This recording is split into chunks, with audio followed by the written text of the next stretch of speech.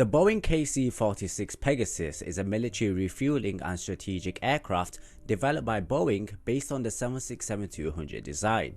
In February 2011, the KC-46 tanker was selected by the United States Air Force as a winner in the tanker competition to replace their aging KC-135 Stratotankers, which were introduced in service in June 1957. They already made up the backbone of the United States Air Force tanker fleet for many decades, and in that lifetime, the KC-135s had received many modernization upgrades such as new engines and a cockpit modernization to extend the life of the airframe and to meet the emerging requirements of the Army. However, due to the upcoming maintenance checks that would have costed too much to keep the fleet operational, the Air Force decided to procure a replacement, and Boeing was one of the contenders that would offer the KC-46 as a replacement to take the KC-135's place.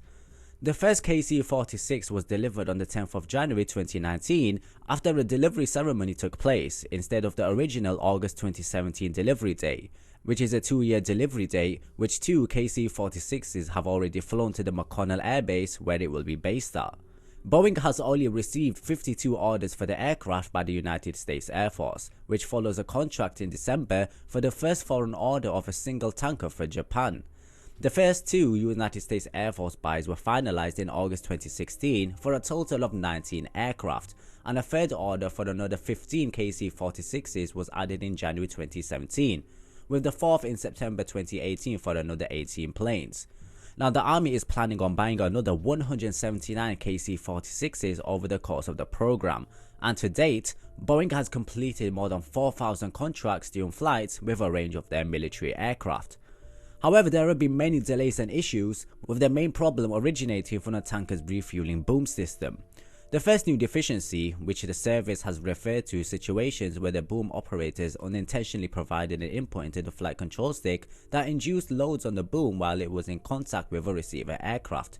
This has caused stealth aircraft such as the B-2 bomber to become unstealthy, which is a serious problem, and this can lead to huge disadvantage in an undesired location. At that time, the KC-46 had no way to notify the operators when it was happening.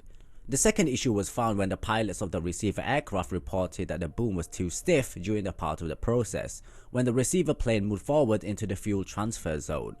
These are Category 1 deficiencies, which usually disqualifies a plane from procurement until they are resolved.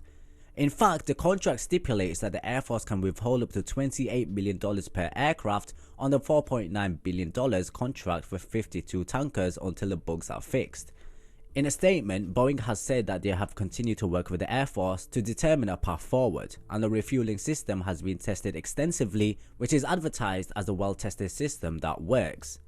Now, with no doubt, the KC-46 program has notoriously been above cost, and Boeing's fixed price contract with the Air Force has forced it to pay out more than $3.4 billion to cover these overruns.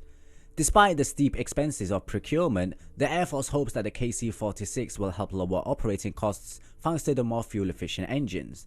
It can even fuel 3 aircraft at a time using additional refueling pods on the tips of its wings, which can deliver up to 400 gallons per minute.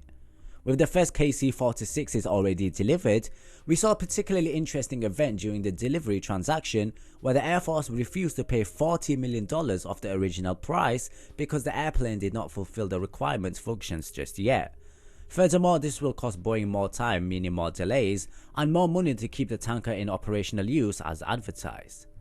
So captains, what do you think about this situation? And will you think the KC-46 will finally reach its long-awaited success after major technical problems and cost delays? Let me hear what your thoughts are in the comments below. Thank you so much for watching, guys. Leave a like and subscribe as always, and I hope to see you in the